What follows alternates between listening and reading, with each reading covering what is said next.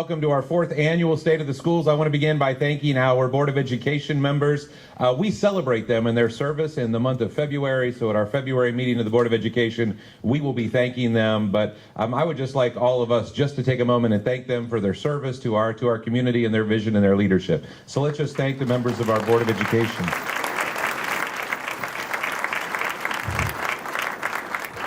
2018 is a very special year in UA, and you all know that. It is our centennial, and we're celebrating 100 years. And due to that, and because of that, our Tremont students have actually put together a special song tonight to celebrate our centennial, and it is entitled "Serve, Lead, Succeed." It's all yours.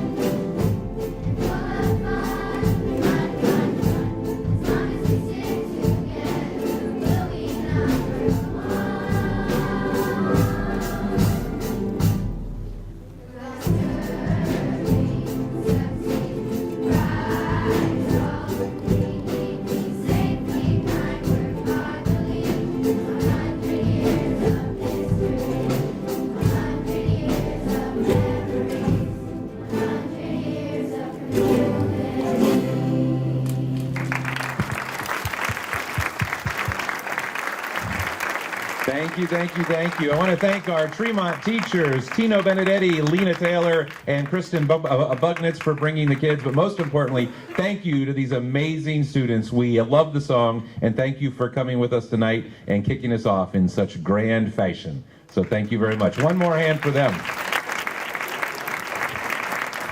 As the troubadours file out, I want to welcome a number of special guests who are with us tonight for our State of the Schools. And if you would just stand as I call your name, and then we'll thank you all at once. I'll start with our mayor, Mr. Kip Greenhill is in the house. Kip, if you would stand.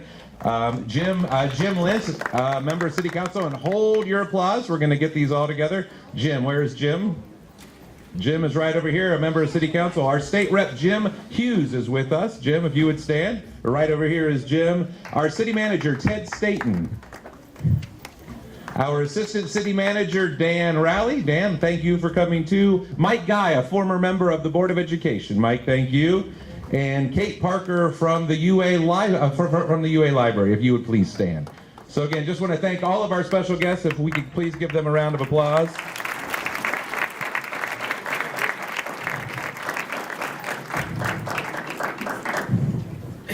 Also want to thank, I see many members here tonight from the Upper Arlington Education Foundation. I know we all know that the great work they do for our schools each and every day, but I hope you know they are not an ordinary foundation. They go above and beyond and do amazing things for us. One of the things, and we're going to talk about them in a little bit, but one of the people I wanted to mention tonight, and I'm not sure that she is in here yet or not, but I want to recognize the director of our foundation, Joni Duggar. Many of you might know, and is Joni here right now? It's probably good, because if she were, she would yell at me. But Joni is retiring at the end of May, and so you're going to see Joni later in the Gallery of Grants. And I want you to stop and thank Joni for the amazing work she has done for us for many, many years, and really making our education foundation something incredibly special for our school district. I always want to mention the great partnership between the city and the library and the schools. And I know Ted and Kip with the city agree that this partnership is one of the things that is really special about our community. And we all work really, really closely together to serve all of you, and we appreciate that. Always want to thank our staff. We have a lot of members of the staff here, and if you're a member of our staff, if you could please just stand for a moment. A lot of them are standing in the back. All of the members of the staff, if you could please stand. Yes, thank you. We are very fortunate to have an amazing staff who goes above and beyond for all of our kids each and every day. And of course, I want to thank all of you, the members of our community and parents, for all you do to support your schools. This is a special place because of you. So thank you very much for being here this evening. Our centennial is a major event, and our history is indeed worth a year-long celebration and more. But we all know that our best days are not behind us. Indeed, they are in front of us. And trust me, the secret must be out about our schools, because we are growing. And we are growing very, very quickly, and I'll talk about that in a moment. And I think that's because the culture of our schools and community is amazing. We are always striving and always improving. And we have learned much from those who founded our schools and community, and we understand that we stand on their shoulders as we move in to our second century. As a school district, all of our work is guided by our mission and vision, and really detailed in our strategic plan. And we understand that no great organization can grow and thrive without a clear, focused plan with measurable results. We are focusing on 5 goals in our school district, goals in the area of performance, personalization, accountability, efficiency, and ownership. And we have delivered results in all of these areas. And we're going to be talking tonight about personalization and performance. But I just want to mention some of the areas where great things are happening, including one-to-one technology, all of our efficiency project commitments, and of course our facilities master planning process. But we're just getting started, and there's much more we are going to be doing to ensure that we achieve our vision. We will continue to deepen our focus on performance and personalization, and we're going to be working with our student, staff, and our community to design and build new learning environments for our elementary and high school students, where we continue to prepare them for their future. I'm going to pause at this time and introduce our treasurer, Andy Geisfeld, who has an update for us on the funding of those new buildings and our strategic plan initiatives. Andy? Thank you and good evening. We have been very busy since November of really taking what the voters approved and going to market so we can go ahead and have those funds to build the buildings. 2 key areas that we've been focusing on is in January we had to go back in front of the bonding rating agency. If you remember, our bond ratings have been very high, a AAA and a AA1, which is very important to us, kind of like your credit rating at home.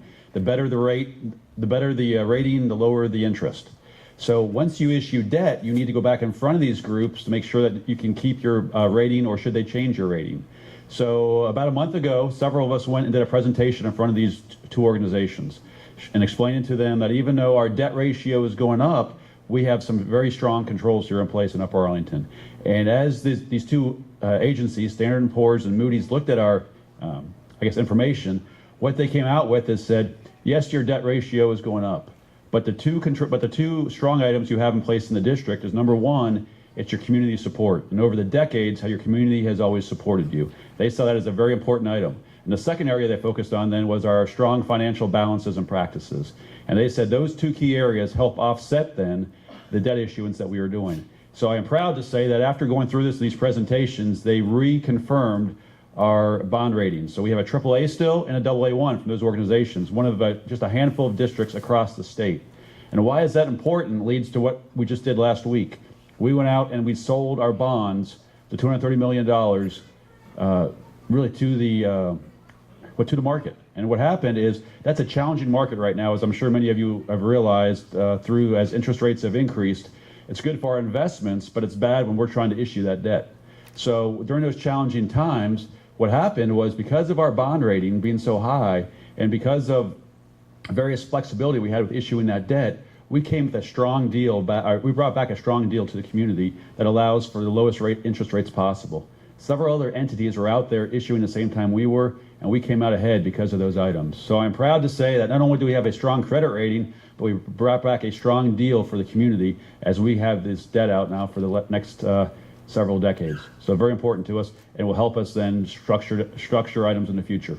The last item I want to share with you is every year we issue an annual financial report. And this annual financial report, what the purpose of it really is to take a 20,000-foot view on what's going on in the district financially. So it's the nuts and bolts, but not into the weeds, that hopefully explains how we're spending our funds and what we're doing in the district focus-wise. This will be out in the next 2 months. I encourage you to look at that. As you have questions or suggestions to improve it, please let us know as we continue to try to be as transparent as possible with the community to show what's going on. So with that, I will turn it back over to Paul, and we'll go from there.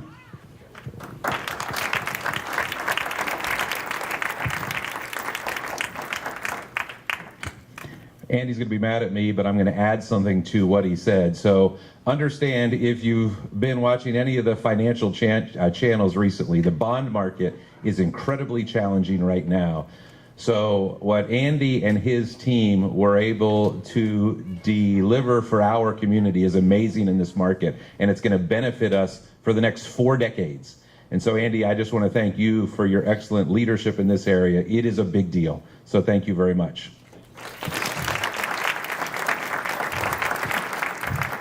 Also, just wanted to mention, I noticed that the director of the library came in, Mrs. Chris Taylor. Thank you, Chris, for being here. And Michelle Hoyle from City Council. We're excited you are with us as well. So as we talk about the facilities, we are really proud that we serve a community that understands that buildings are not the most important thing, right? What is most important is what happens inside of those buildings.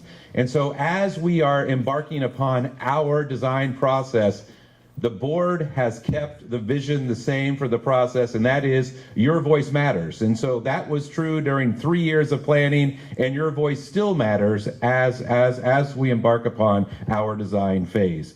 We have a lot of opportunities to get involved in the design phase for our buildings. And you're going to see a list of teams on our screen. And these are many different ways you can get involved in the process. There is a facilities table set up near the cafeteria. You can sign up for these teams tonight, or you can certainly call our office. But we want and need you to be a part of this process. Also wanted you to know that the next community-wide meeting for the design process is going to be on February 12th. We're going to have a morning session at 9 a.m. at Mount View Church and an evening session in our cafeteria here at 7 o'clock. So again, your voice matters, and let's hear directly from some of the volunteers.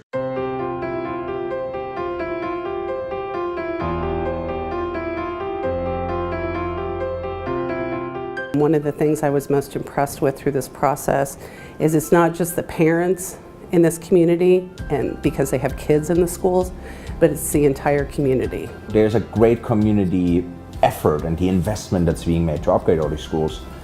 In turn, we got to make sure the entire community is involved. I'm very excited about what's going to happen and wanted to just weigh in and help in any way I could. We are very pleased to be at the beginning of the design phase for our 6 new and renovated buildings as a part of the first phase of our master plan. We are involving our community, our staff, and our students in every way possible so that the buildings, when they are done, are a reflection of what our UA community values most. I can tell you I've worked literally around the globe on school projects, many across the United States, and the level and the degree to which UA has brought its community into this process, I haven't seen anywhere else. I think it's really, really important and almost vital to the whole process that you have all of these different opinions, because there's so many people who are the necessary stakeholders in this process. The beauty of it is to see it take shape and all the concepts of education be woven in with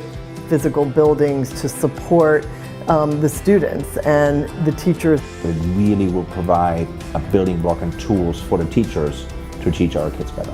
For the students that get to complete their entire high school career in that building is going to be really, really magical and special, because they're going to go from this place that empowers them to feel like doers and then go out in the world and actually do something. We are committed to designing buildings that are going to serve our students for the next half century and beyond. And to get that right, we need everyone to be involved in that process. So I'm going to hope to see you on February 12th for the next round of meetings. Again, 9 a.m. at Mount View Church and 7 p.m. here. It's an identical meeting. You can please choose the one that fits best for you and stop by our facilities table near the entrance to the cafeteria and sign up to get involved. Wanted to take a couple of minutes and just walk through the timeline. I get a lot of questions about the timeline for these processes. So we are in the design process now. We're going to be breaking ground about a year from now on all of those 5 projects, basically everything except for the Windermere project. And we're going to break ground on Windermere in the winter of 2020. And then we are going to be moving in to all the elementary schools except for Windermere in the fall of 2020. And we'll be moving into the new Windermere and the new high school in the fall of 2021. A couple of other things, we are going to have work happening on the athletic fields behind Tremont Elementary, and we're going to be breaking ground on that in the next couple of months, and so that is going to be happening quickly. We're also going to be breaking ground on the new Marv, and that's going to happen in November, and the new Marv is going to be ready for the fall of 2019. And as a reminder, phase 2 of our master plan is about a decade away, and that includes work at both middle schools and Burbank Early Childhood School. So in addition to timeline, I'll tell you the question I often get is, what is the biggest challenge facing us as a part of this design process? And the answer to that is clear. It is growth. We are growing quickly. We are one of the top 10 fastest growing school districts in the state of Ohio. And you can see the numbers there, and that represents over a couple of decades, almost 28% growth.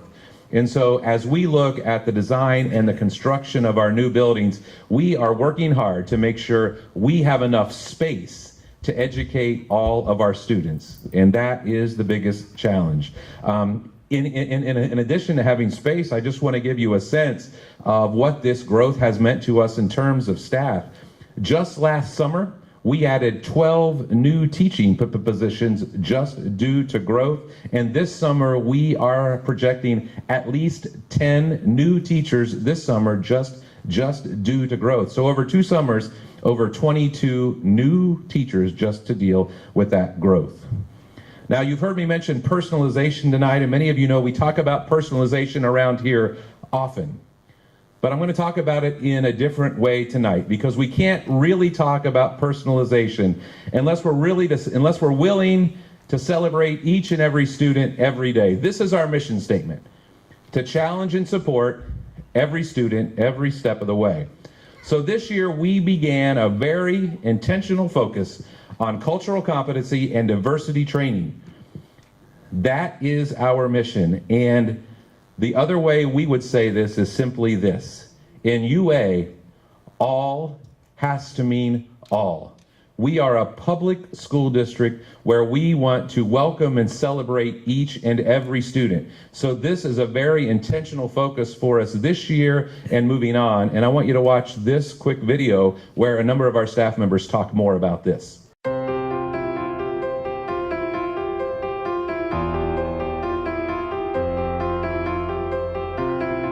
So the idea to do a cultural competency and diversity committee came from a joint meeting with central office administration and the leadership for the association. We were only the 2nd district in Ohio to do this diversity training with OEA. We had 3 days of district-wide training, and then we went out into our buildings and met with our building cultural competence teams and designed a professional development for our building. Given that we are spread out throughout the district, we had to get a little creative with how we were going to pull people together.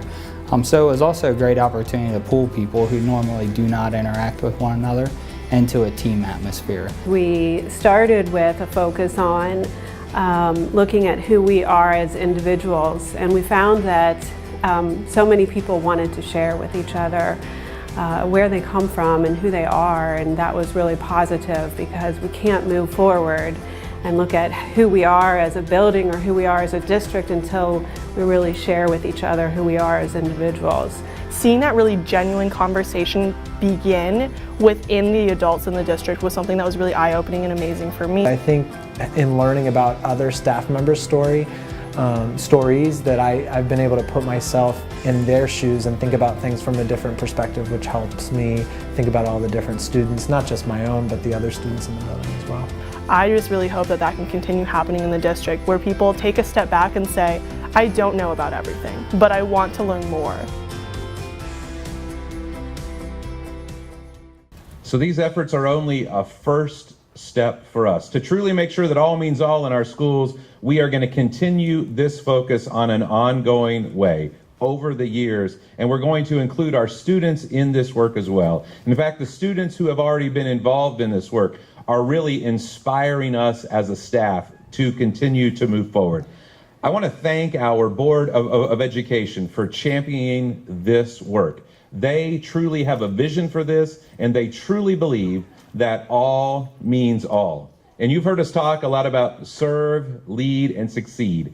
And that truly is only possible if all means all. And I want you to know that that is our commitment as a school district. And that is not easy. It is easy to say, but it's not easy to do. But we are committed to meeting the needs of each and every student. Next, I wanted to talk about our performance goal from our strategic plan, and that goal really focuses on academic excellence for our kids. One great example of this I shared last year at this event, which at that point was the new research and design lab at our high school and our new active learning lab. This was a program that was funded by a private grant to the Upper Arlington Education Foundation, with the stipulation that we use the funds to remain a lighthouse school district in the state and the nation and do something innovative. And so the goal in this work is to have a constant source of innovation embedded in our high school. And I'm very proud of the work that has been done through this grant. And I'm really thankful for the leadership of the Education Foundation and the PTO in making this happen. As a part of this work, this Friday, is going to be the first annual UA Idea Day. And this exciting event is a direct result of this R&D lab here at the high school. I want to offer a special thank you to Alice Finley. Alice, if you could wave back there, for bringing this idea back to us from Chicago. But I'd rather you hear about this day from our students, so we're going to watch a short video of our students telling you about this day.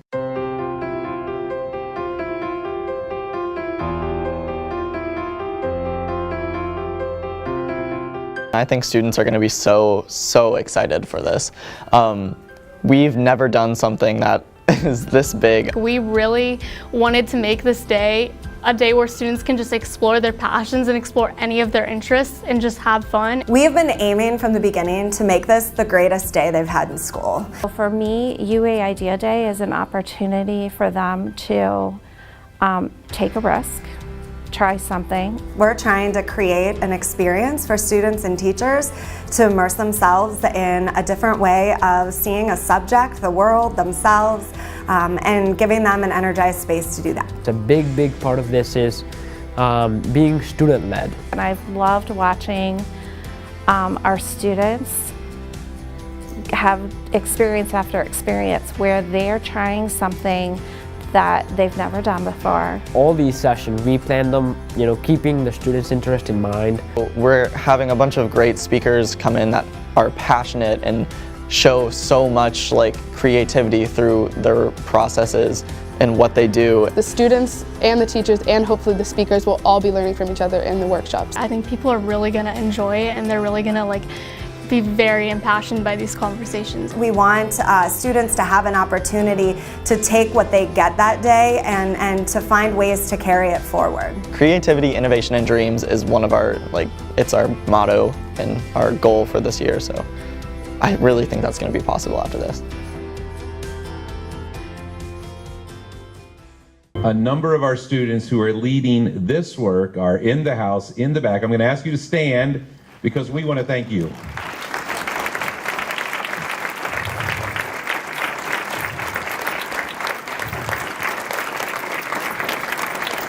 I have said this again and again and again, and I will continue to say it. I love our students. We have amazing students in our school district. And this is truly a student-led event, and it is going to be transformational, and we are excited about this, and thank all of you for your leadership. Well done in advance, and we can't wait for Friday, okay? Great job. Now, at this time, I'm honored to announce an expansion of our High School Educator Hall of Fame. Beginning this year, this Hall of Fame, which was started by Kip Greenhill, who, I don't know if Kip is still here, I think he had to step out to another event.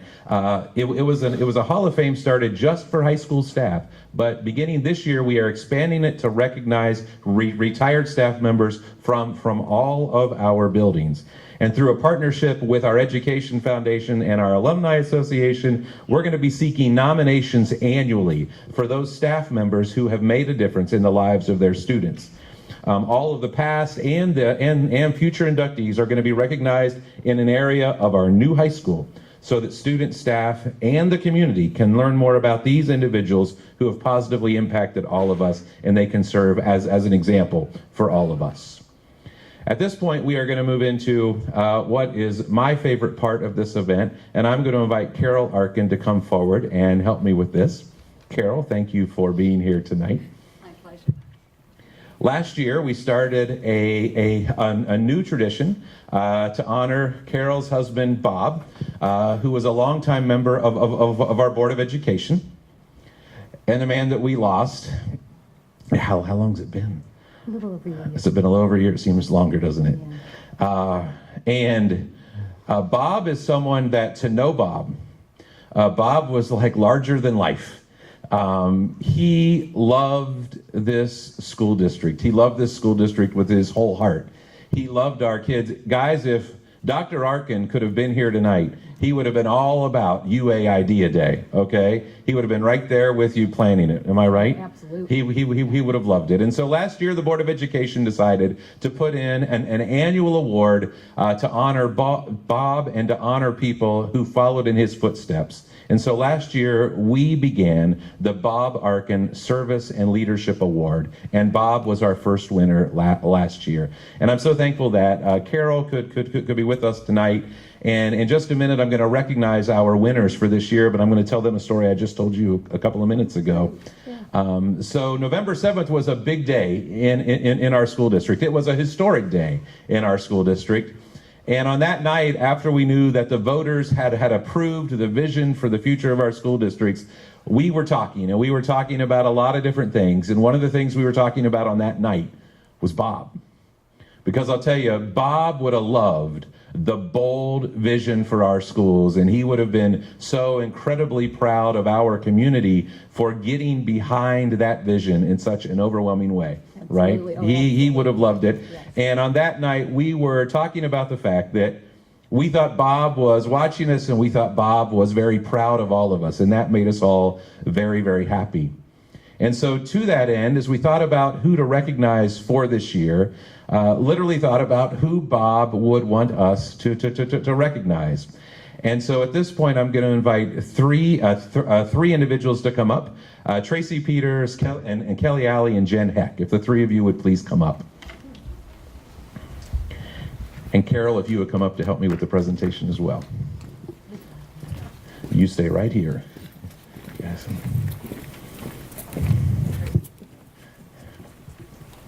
These are the three leaders in our community that led the effort to educate and inform our community about the need to approve both a bond issue and an operating levy that is going to positively impact students for 50, 60, 70 years.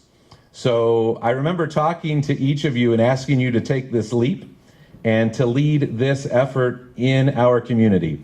And I told you what a big deal it was. And I told you that in the end, that after we were successful, that you would feel like it was one of the biggest things you had ever done. I hope that's true. But you need to understand what you have done and what you have done as terms of legacy for our school district and our community. We are all in your debt for your leadership. and it is going to be just so exciting to watch these buildings go up, but more importantly, to watch what happens inside of these buildings with generations and generations of kids. And so, Carol Moore, if you would help me on behalf of the Board of Education, we have a plaque for each of you that has your name on it and Bob's name, and we just want to thank you. We'll start with Jen. Thank you. Next, we have Tracy. I'm giving the order there for you. And finally, Kelly.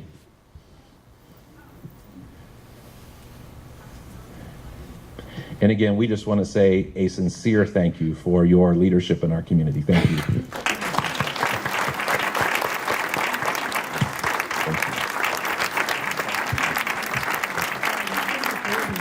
I would ask you to get together with Carol and Carol for a quick picture, if you would, please.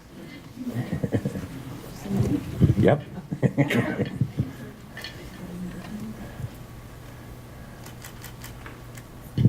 Thank you very much. Thank you. Thanks, Carol. Thank you. Thank you. As I mentioned a few minutes ago, what matters most to us is what's happening inside of our schools. And our students and staff have so much to share with you as you visit our learning fair. And they want, and what they're going to show you tonight is only a sampling of the many great things going on in our schools. In addition, and this is new for this year, we have student capstone presentations going on throughout the building, and you'll want to take in several of those. I believe there's never been a better time to be a Golden Bear than right now. And we are all incredibly proud to serve our students and serve you, our community. And we are proud to serve you because you place such an enormous value on educating each and every student, and you do believe that all means all. As we close tonight, we are going to be led to the Learning Fair by our taiko drummers from Barrington Elementary School. I want to thank them for coming this evening. I want to thank their directors, Debbie Gibson and Angie Brooks. And I want to thank all of you for coming this evening. Thank you for supporting your schools. And as always, go Bears. Take it away and lead us to the Learning Fair.